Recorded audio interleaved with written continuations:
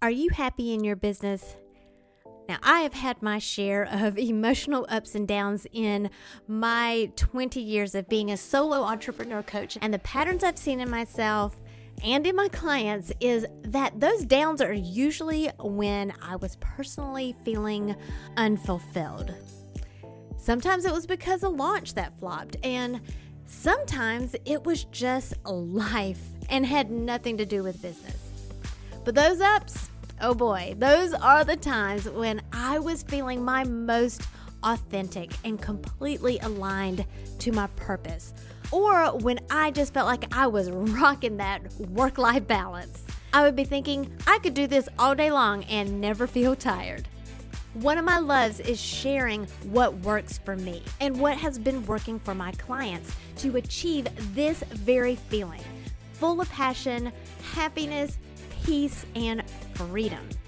So I decided to create a private podcast for coaches. Maybe you just want to develop better communication skills that boosts engagement, leads to better results, and makes you feel like you're actually making a difference in the lives of the people you serve. Then you're invited too. We talk about this and more in the UBU private podcast for coaches.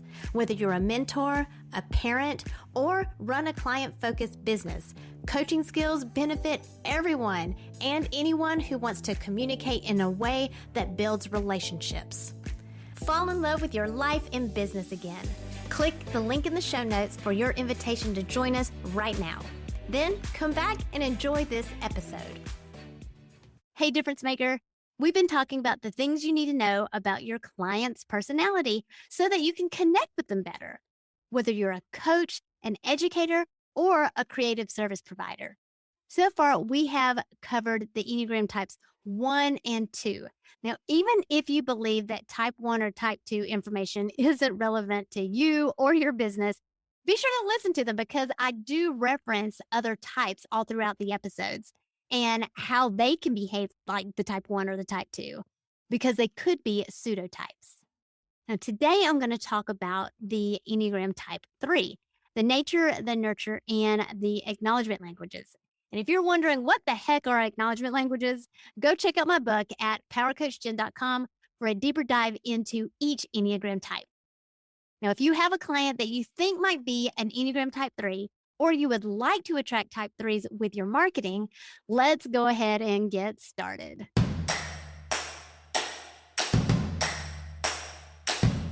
It's time to stop comparing yourself to others and plug into what is uniquely you. Welcome to Unbox Your Personality, the podcast for coaches, creatives, and educators like you who understand that your happiness makes you more effective at what you do, bringing out the best in others. I'm Jen P. Higgins, personality strategist and Enneagram fluff remover. Get laser focused on who you are and who you aren't, so you're free to make the impact you were born to make.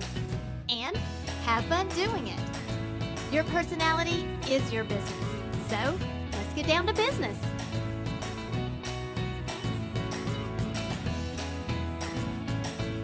Here's another reminder that just because your client is behaving like a type 3 does not mean that they are actually a type 3.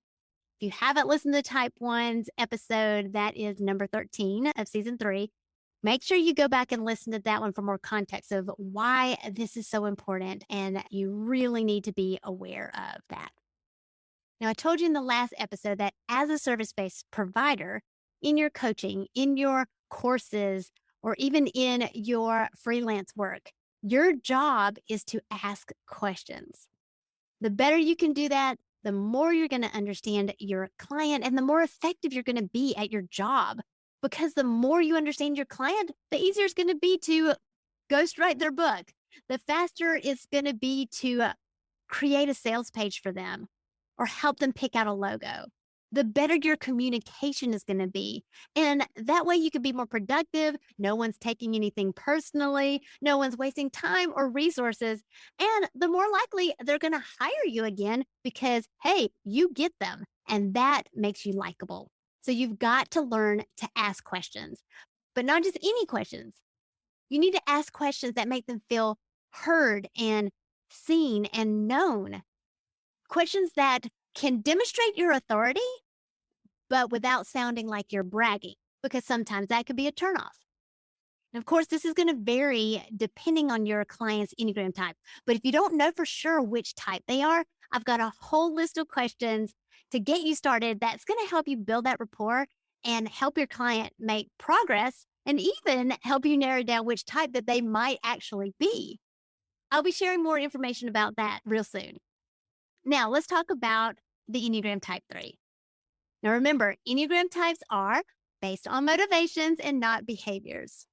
And just like I did for type 1s and type 2s, I'm going to break this down into two categories of their surface motivations and their core motivations. The surface motivations of the type 3 is to win or to achieve or to accomplish. They want to see their names on the leaderboards. They want to see them in the rankings as close to number 1 as possible. They love competition, and sometimes they can overdo it or be a little overbearing about it because winning is just a part of who they are. If they're not winning, they're dying. If they do not believe that they can be successful at something, they might not even start. Or they might start and then quit with an honorable excuse. It might be an honorable excuse that they made up, but at least it still casts them in a good light. Or they might even take a shortcut that is going to guarantee a win. They are definitely in it to win it, and sometimes ruthless about the ends justifies the means. This is why they've earned that label of achiever, because they are the picture of success. But remember, these are surface motivations. Any type can be motivated to reach the goals that they set. And just because you're successful does not mean that you're a type 3. And likewise, just because you're a type 3 does not mean that you're always successful. It's simply a fixation of the type 3 to set goals and always be striving for something. Now, for other types that are motivated to reach goals, it just depends on what the goals are. Like for the type 4, it might be aesthetics, for example, or the type 7 is definitely going to be fun, right? And for the type 8, the goal might be control or the goal might be power.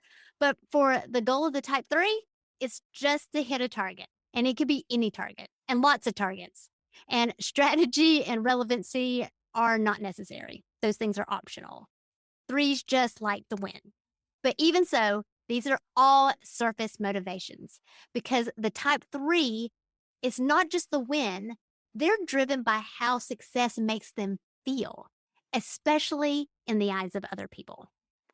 This is why they make such great influencers when they are feeling confident.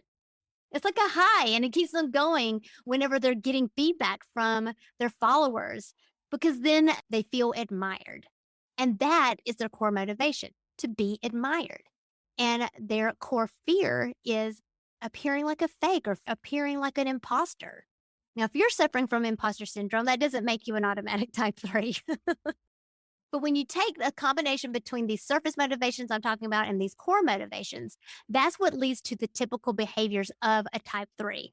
That a lot of times they become workaholics, they're burning candles at both ends, they're so busy, busy, busy. And a lot of times they put success before their relationships. Like an example of this is when you've got a type 3 mom that's working so hard to show her kids that they too can be their own boss and they too can have financial freedom.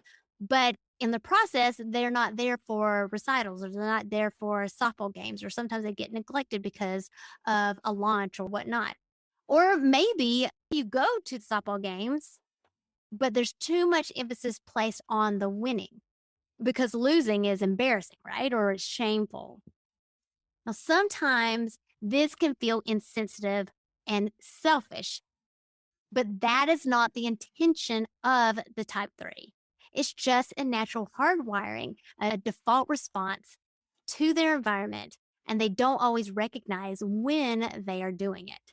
The 9 acknowledgement languages helps you recognize this in your client so that you can see their blind spots and then not necessarily call them out on their blind spots, because sometimes that can be rude, but it can guide you in which questions you should ask to validate them and empower them to get these aha moments so they can figure out for themselves, what is my next best action that's going to give me balance in this overall sense of achievement. So as a coach, you've got to give them that safe place. You need to give them a safe place to be able to talk about their fears of failure or of not measuring up and help them reframe that authenticity and vulnerability is more admirable in other people's perspectives than just the medals or just the certificates. So now let's talk about the nurtured type 3. Now, this is when your client behaves like a type 3, but isn't actually a type 3. Now, as a business owner, you probably relate to a lot of the type 3 traits, particularly with the fear of failure. It doesn't necessarily mean, again, that you are a true type 3. You could be a nurtured type 3. So let's look at the Enneagram symbol. Any type that is connected to the type 3 on the Enneagram symbol will naturally resonate with some of the behaviors that are typically associated with the type 3, like their wings or their stress number, security number. So, for example, the 2 wing 3 is going to have the ambition of the type 3, but with the kindness and the selflessness of a type 2. Or a type 4 with a wing 3 is going to have that competitive drive, the tenacity of the type 3, but is more likely to be willing to show off the bad and the ugly and not just the good. Now, type 9 in a secure moment or when they're integrating will get into this type 3 groove and you'll see them start checking things off of their list. And then type 6s in a stressful moment, they get caught up in that fear of failure and it makes them overthink their circumstances. And often this looks more like fear of success for type 6s because typically they're not really afraid to fail. Remember, they're the worst case scenario types. And so they're already prepared for failure, but they're not always prepared for success. And so that can be fearful. As far as mistyping goes, a lot of times type 7s, 8s, and 3s get mixed up because all 3 of them are fast-paced. They're the fastest and most aggressive paced types on the Enneagram, but what they're in a hurry to look for is different.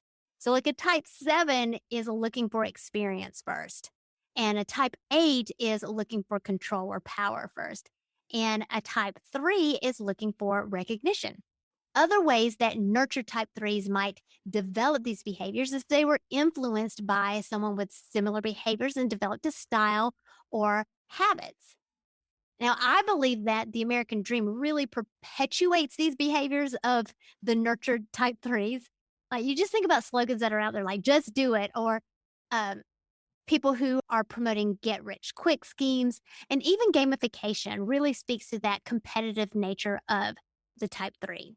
But unfortunately, could also be a trauma response. Maybe your client was told that they were a loser, or they received this message that people only like you when you pretend to be someone else, when you pretend to be someone smarter, someone prettier, someone more successful. Now, I want to point out that this is a lie. This is a lie for both natural 3s and nurtured 3s. So if you're saying this to yourself, don't believe it. Type 3 behaviors can also be nurtured into someone because of a narcissistic personality disorder or a health condition that might create paranoia, because paranoia can produce sneaky behaviors that typical unhealthy type 3s can have. The difference, again, is the core motivations and the default stress patterns. This can be really tricky for you as the business owner that is coaching or teaching or on a discovery call, because your clients are going to have a goal and they're going to be adopting some of these type 3 behaviors. So really understanding that if they're a true type 3 versus a pseudo type 3, their growth path is going to be different. And you're going to be way better at empowering your client when you know what their core motivations are. Now, when it comes to messaging in your business, there are a lot of type 3 problems that you can solve. So if you know you want to work with type 3s, then you can tweak your copy to attract your ideal client.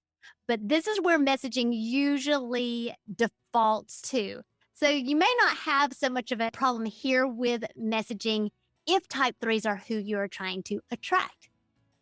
Some examples of these might be how to create TikTok videos that stop the scroll, or build 6-figure business in 6 months, or be the envy of the neighborhood with green thumb landscaping services. I think the nature of business tends to speak to this profile.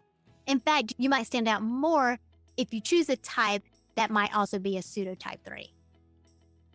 Now, if you have any questions about this or you want specific examples on how to handle it for your actual business, join us in the Unbox Your Personality Facebook group, and I'd love to answer your questions. Go ahead and post it there. The link is in the show notes. So the goal of the 9 acknowledgement languages is to help you understand what gets your client's attention, what makes them feel like you get them, where their limiting beliefs are, and how they're self-sabotaging their own progress because they're stuck inside of their box. Your job is to show them the latter, to put those blinders on, stop seeking outside validation because that's stressful. And what does chronic stress do? It keeps us in our boxes, no matter what type we are. And you can help your clients alleviate that stress by helping them feel understood, helping them feel worthy of just being themselves, because then they'll be freed up to unbox themselves and unleash their power. Thank you for listening, subscribing, and reviewing the Unbox Your Personality podcast. To learn more about yourself, go to powercoachjen.com. Find out how you are different so you can make your difference.